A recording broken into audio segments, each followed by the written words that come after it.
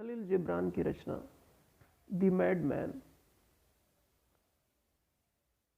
Hindi audio book, भाग 5। युद्ध। एक रात शाही महल में एक दावत हुई। इस मौके पर एक आदमी आया और अपने आप को शहजादे के सामने पेश किया। सारे मेहमान उसकी तरफ देखने लगे। उन्होंने देखा कि उसकी एक आंखें बाहर निकल आई हैं और जख्म से खून रिस रहा है। बादशाह ने पूछा, तुम्हारे साथ ये दुर्घटना कैसे हुई? उसने जवाब दिया, मैं एक पेशेवर चोर हूँ और पिछली रात जबकि चांद भी नहीं निकला था, मैं एक साहूकार की दुकान में चोरी करने के लिए गया था, किंतु भूल से जुलाहे के घर जा पहुंचा। ज्यों ही खिड़की से कूदा, मेरा सर जुलाहे की करघे से टकरा गया और मेरी आंख फूट गई। ऐ शहजादे, अब मैं इस जुलाहे के मामले में इंसाफ चाहता हूँ। यह सुनकर शहजादे ने जुलाहे को तलब किया और यह फैसला दिया कि उसकी एक आंख निकाल ली जाए।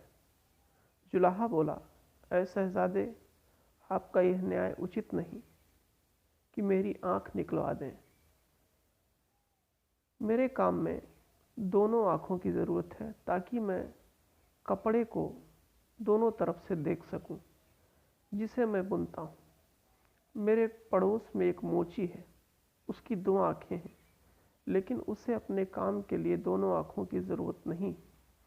यह सुनकर शहजादे ने मोची को तलब किया। वो आया और उसकी 2 आंखों में से एक आंखें निकाल दी गईं। इस तरह उनकी दृष्टि में इंसाफ का तकाजा पूरा हो गया।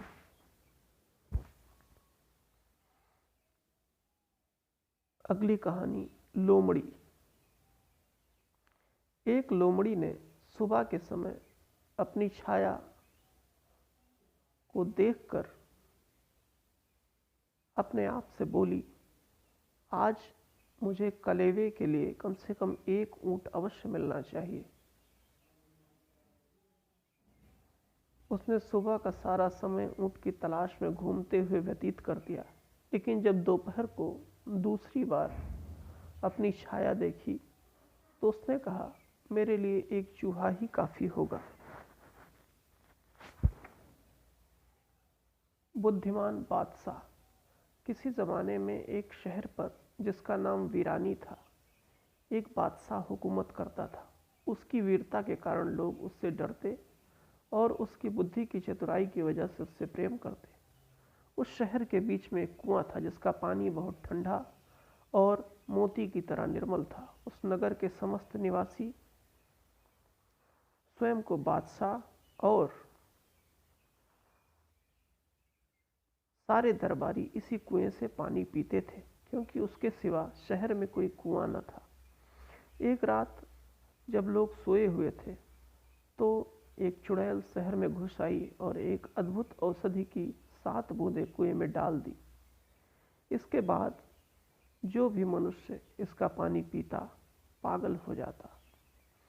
दूसरे दिन बादशाह और मंत्रियों के अतिरिक्त नगर के समस्त निवासियों ने कुएं का पानी पिया और पागल हो गए। उस दिन शहर के तंग गली कूचे और बाजारों में लोग एक दूसरे के कान में यही कहते कि हमारे बादशाह और प्रधानमंत्री की बुद्धि भ्रष्ट हो गई है। हम अपाहिज बादशाह और इसे तख्त से उतार देंगे। जब शाम हुई तो बादशाह ने सोने के बर्तन में इस कुएं से पानी मंगवाया और जब पानी आया तो उसने स्वयं भी उससे पिया और अपने प्रधानमंत्री को भी पिलाया। फिर क्या था, शहर वीरानी में खुशी के बाजे बजने लगे, क्योंकि उनके बादशाह और प्रधानमंत्री की बुद्धि अब ठिकाने आ गई है।